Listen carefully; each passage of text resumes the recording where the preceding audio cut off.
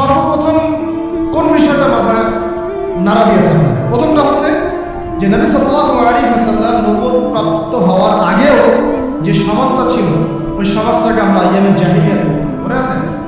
আর ওই আইয়ামে জাহিলিয়াতের যে বৈশিষ্ট্যগুলো সেগুলো কিন্তু আমরা আলোচনা করেছি, নতুন করে আলোচনা করতে যাচ্ছি।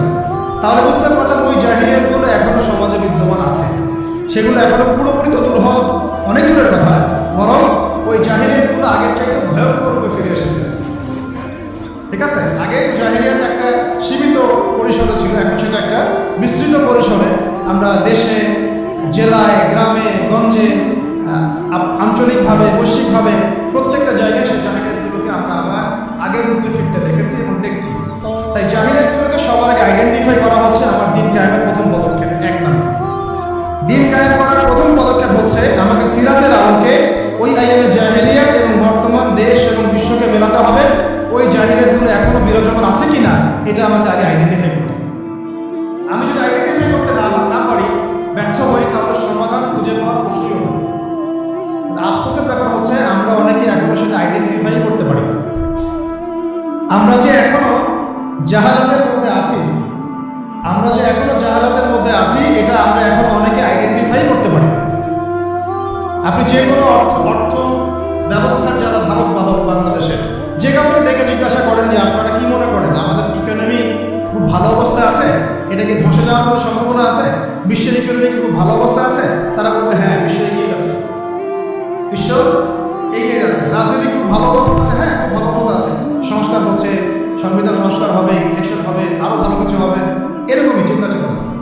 শিক্ষা, হ্যাঁ শিক্ষা কোনো সমস্যা নেই, থিংস আর গোয়িং অলরাইট, তাদের ভাবটা এরকম। সমাজ, হ্যাঁ সমাজ ঠিক আছে, সংস্কৃতি ঠিক আছে, ওয়ার্ল্ড অ্যাফেয়ার্স চলছে। তাদের চোখে, তাদের দৃষ্টিতে এই বিশ্ব, দেশ, রাষ্ট্র সব সুন্দর চলছে, কোনো সমস্যা নেই। আর তাদের দৃষ্টিটা হচ্ছে এই বাহ্যিক দৃষ্টি। তারা যদিও কেমব্রিজ, অক্সফোর্ড, হার্ভার্ড থেকে পড়ে এসেছেন, ঢাকা বিশ্ববিদ্যালয়ে ফারাক হয়েছেন, তবুও তারা বাইরের চোখ দিয়ে দেখেন, ভিতরের চোখ তাদের অন্ধ। আর যদি তারা ভিতরের চোখ দিয়ে দেখতে পারতেন তাহলে বুঝতেন যে আসলে কোনো সেক্টরই ঠিক নাই। না আমার ব্যক্তি জীবন ঠিক আছে, আর না শিক্ষা, আর না সংস্কৃতি, আর না অর্থনীতি, আর না ব্যবসা বাণিজ্য, আর না আমার রাষ্ট্র, আর না রাষ্ট্রের সংবিধান আর আইন কানুন, কোনো কিছুই ঠিক নাই। প্রত্যেকটা বিষয় আইয়ামে জাহিলিয়াতের সেই 20 বাষ্পের মধ্যেই ঘোরাফেরা করছে, ঘুরপাক খাচ্ছে। এবং বিশ্বের অবস্থা এর চেয়ে অনেক বেশি করুন। আমরা শুধুমাত্র রাষ্ট্র নিয়ে কথা বলছি, কিন্তু বিশ্বের অবস্থা কিন্তু এর চেয়েও আরও অনেক ভয়ঙ্কর। তো প্রথমে আমাদের যে কাজটা করতে হবে, প্রতিষ্ঠার পথে এগোতে হলে সবার আগে আমাদেরকে ভাই জাহালাত চিনতে হবে। জাহিলিয়াত কোনটা, জাহিলিয়াত কি কি, কত প্রকার, আইয়ামে জাহিলিয়াতে কোন কোন জাহিলিয়াত ছিল, সেই জাহিলিয়াতগুলো কি এখনকার দেশে এবং বিশ্বে আছে কিনা, এটা যদি আপনি ফাইন্ড আউট করতে পারেন আপনার কাজ অর্ধেক হয়ে গেছে।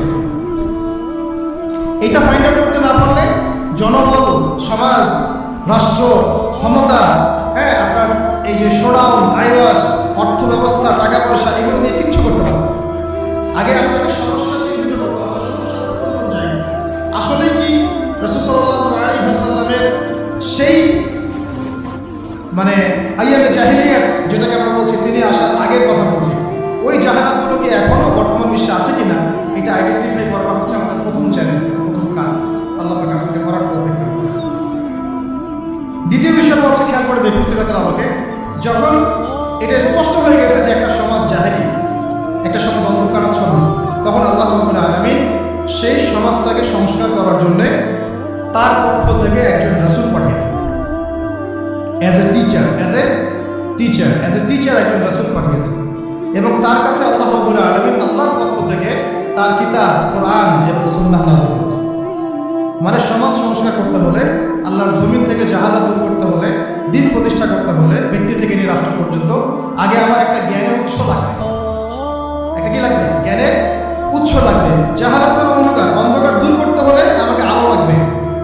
আর এই আলো আমার নিজের বুদ্ধি থেকে, আমার হৃদয় থেকে, আমার বিজ্ঞান থেকে, আমার দর্শন থেকে এটা আবিষ্কৃত হবে। এই আলো আসবে আল্লাহর পক্ষ থেকে। এই আলো কার পক্ষ থেকে আসবে? আল্লাহর পক্ষ থেকে আসা সেই আলোকে আমরা দুই ভাগে ভাগ করতে পারি।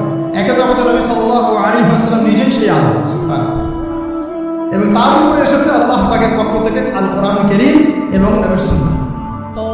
আলোর পত্রিকা হাতে নিয়ে তিনি এই অন্ধকারাচ্ছন্ন সমাজটাকে সংস্কার করার মিশনে হেঁটেছেন। প্রথম শুরু হয়েছে পড়ুন আপনার রবের নামে যিনি আপনাকে সৃষ্টি করেছেন। তারপরে এসেছে ইয়া আইয়ুহাল মুদ্দাসসির, হে কম্বল আবৃত রাসূল, কুম ফাআনযির, আপনি উঠুন সতর্ক করুন। মানে আগে এসেছে পড়াশোনা করার কথা।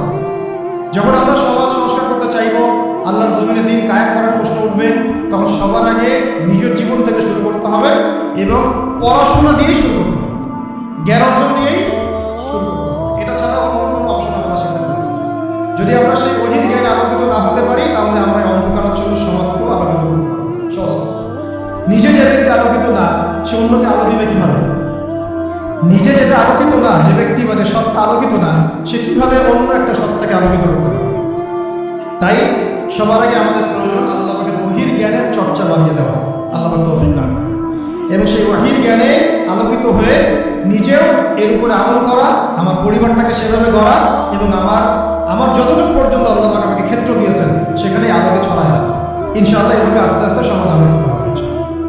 তাহলে আমরা সিরাজুল আলমকে দিন কায়েমের পথে অন্যতম একটা নিয়ামক হিসেবে পাচ্ছি ওহীর জ্ঞান, ওহীর জ্ঞানের চর্চা, সেই জ্ঞান শেখা, সেই জ্ঞানের প্রচার করা, প্রসার ঘটানো এবং তার উপরে আমল করা।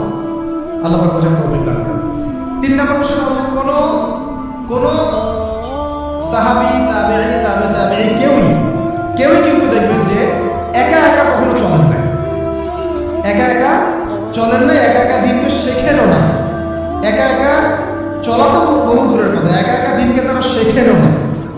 সবসময় তারা সাল্লাল্লাহু আলাইহি ওয়াসাল্লামের সোহবতে থেকেছেন, ওই জেনারেশনের পরের জেনারেশন সাহাবীদের সোহবতে থেকেছেন, তারপরের জেনারেশন তাবেঈদের সোহবতে থেকেছেন, তারপরে জেনারেশন তাবেঈদের সোহবতে থেকেছেন। মানে এই যে সোহবত, সংস্পর্শ, মানে এটা সিনাই আসবে। আল্লাহ রাব্বুল আলামিন তার নবীর উপরে পাঠিয়েছেন ওহীর জ্ঞান, সেটা নিয়ে এসেছেন একজন মালাক ফেরেশতা জিবরাইল আলাইহিস সালাম। তিনি তাকে জড়িয়ে ধরেছেন, সিনাই সম্পর্ক মনে আছে? জড়িয়ে ধরেছেন, ছেড়ে দিয়েছেন, মনে আছে কি? সিনাই সম্পর্ক। পড়েন, ইকরা, আপনি পড়ুন, মা আনা বিকারি, আমি তো পড়তে জানি না। আবার চেপে ধরা হলো, ইকরা, পড়ুন, মা আনা বিকারি, আমি তো পড়তে জানি না। হৃদয়ের সম্পর্ক খেয়াল করেছেন কি? তারপরে তিনি পড়তে পারলেন, ইকরা বিসমি রাব্বিকাল্লাযী খালাক। তো একজন টিচার লাগে, কি লাগে? টিচার লাগে। আমরা এখন এটাকে বলি একজন ওলামায়ে কেরামদের মধ্যে মুহাক্কিক, বরেণ্য আলেম, মুরব্বী আপনার মাথার উপরে থাকতে হবে, নিসবত থাকতে হবে। এভাবেই সিনাই এই জ্ঞানটাকে শিখতে হয়, আমল করতে হয় এবং এর উপরে প্রচার প্রসার, দাওয়াত, তাজকিয়া সবকিছু এর সাথে রিলেটেড। আল্লাহ পাক আমাদের সবাইকে বরেণ্য উস্তাদ দান করেন। 3 নম্বর এটা বিষয় যে একা একা আমার চলা যাবে না, আমাকে ঐক্যবদ্ধ থাকতে হবে এবং আমার মাথার উপরে অবশ্যই বরেণ্য আলেমদের একটা ছায়া থাকতে হবে। অন্তত একজন মুরব্বী আলেম মাথার উপর থাকা অবশ্যই হবে। আল্লাহ পাক তৌফিক দান করেন। 4 নম্বর বিষয়টা খেয়াল করতে হবে, লাস্ট পয়েন্ট আগে শেষ করতেছি। 4 নম্বর বিষয়টা হচ্ছে ওহীর জ্ঞানের শিক্ষা পেয়ে সাহাবায়ে কেরাম কি আগেই দাওয়াতের কাজ শুরু করেছেন না নিজেরা আগে শিখেছেন, আমল করেছেন? কেউ কি আমল করার আগেই দাওয়াতের কাজ শুরু করেছিলেন কি? তাহলে আমরা বুঝতে পারলাম যে দাওয়াতের কাজ করার আগে আমার নিজের উপরে দিনটাকে কায়েম করতে হবে। এখন এটা সত্য যে একসাথে তো আমি আর সবগুলো আমল করতে পারবো না। অন্তত ফরজ, ওয়াজিব এগুলো যখন আমার আদায় হয়ে যাবে, তখন আমি দিনের দাওয়াতের ক্ষেত্রে মনোনিবেশ করতে হয়ে যাবে। এবং এমন বিষয়ের দাওয়াত আমি দিব না যে বিষয়ে আমার কোনো জ্ঞান নাই। যে বিষয়গুলো ইখতিলাফপূর্ণ, মতবিরোধপূর্ণ, সেই বিষয়গুলোকে আমি দাওয়াতের মূল এজেন্ডা বানাবো না। দাওয়াতের মূল এজেন্ডা ইখতিলাফি বিষয়গুলো হবে না। দাওয়াতের মূল এজেন্ডা হবে মৌলিক বিষয়গুলো, যেমন ইসলাম, ঈমান, সালাত, সাওম, যাকাত, হালাল, হারাম, জায়েজ, নাজায়েজ, এগুলো হবে আমার দাওয়াতের মূল বিষয়। আকীদাগত বিষয় হোক, আমলগত বিষয় হোক বা ফিকহি বিষয় হোক, আমি আগে মূল বিষয়গুলো দাওয়াত দেব, তারপরে আমি আসবো গভীরে ইনশাআল্লাহ। ওকে, তো এটা হলো 4র্থ বিষয়টা। বুঝলাম যে আগে নিজেদেরকে আমলের উপর থাকতে হবে, তারপরে আমরা ইনশাআল্লাহ অন্যকে দাওয়াতের ব্যাপারটাই বেশি জোর দিব। 5ম বিষয় হচ্ছে যে খেয়াল করে দেখুন, প্রথম 3টা বছর, কত বছর? প্রথম 3টা বছর নবী সাল্লাল্লাহু আলাইহি ওয়াসাল্লাম গোপনে দিনের দাওয়াত দিয়েছেন। আর আমরা কিন্তু এখন গোপন দাওয়াতটাকে অনেকে দাওয়াতই মনে করি। আমাকে আগে জানাতে হবে, আমাকে আগে দেখাতে হবে, আমাকে আগে ভিডিওতে আসতে হবে, আমাকে জাতিকে মানে লাইভ এসে বলতে হবে। আমরা গোপনীয়তা রক্ষা করাটাকে সুন্নাহ মনে করি না। নবী সাল্লাল্লাহু আলাইহি ওয়াসাল্লাম প্রথম 3টা বছর গোপনে ইসলাম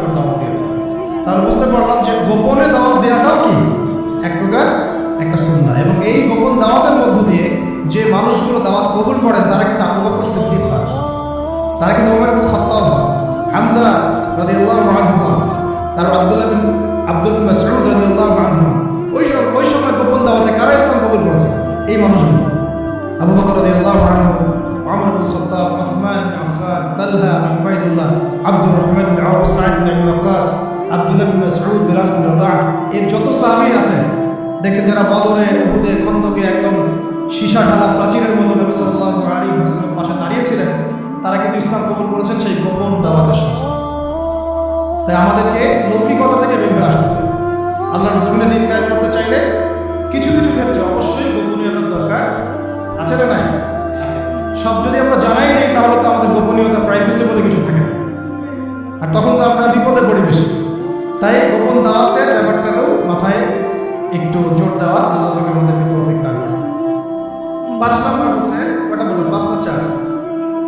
এটা 5 হয়ে গেছে। 6 নম্বর হচ্ছে, দেখেন গোপনে দাওয়াত দেওয়ার পরে যখন ওমর, হামজা রাদিয়াল্লাহু আনহুমা তাদের মতো কিছু সাহাবী ইসলাম কবুল করলেন, তখন ইসলামের শক্তি বেড়ে গেল। মানে ওমর রাদিয়াল্লাহু আনহু মানে হচ্ছে তিনি একাই 100 জন কাফেরের বিপক্ষে যথেষ্ট। হামজা রাদিয়াল্লাহু আনহু মানে একাই তিনি 100 কাফেরের এগেইনস্টে যথেষ্ট। এবং তাদের শুধু শারীরিক শক্তি ছিল এমন, তাদের অর্থনৈতিক শক্তিও ছিল এবং সামাজিক রাজনৈতিক শক্তিও ছিল। তারা যখন একটা কথা বলতেন পুরো কওম সেই কথা বিশ্বাস করতো, মানত। এই বনু আদি, তোমরা এই কাজটা করো, বনু আদি চুপচাপ সেই কাজ করবে, কোনো কথা বলবে। এই বনু আব্দুল মুত্তালিব, তোমরা এই কাজ করো, আমার ভাতিজাকে সাপোর্ট দাও, বনু আব্দুল মুত্তালিব সেইভাবে সাপোর্ট দিবে, নড়াচড়া করবে। তার মানে বুঝতে পারলাম এইরকম শক্তিশালী কিছু মানুষ যখন আমাদের দাওয়াতের মধ্য দিয়ে আল্লাহর দ্বীনে দীক্ষিত হবে, তখন দাওয়াতটা হবে একদম উন্মুক্ত, প্রকাশ্য, বেগবান।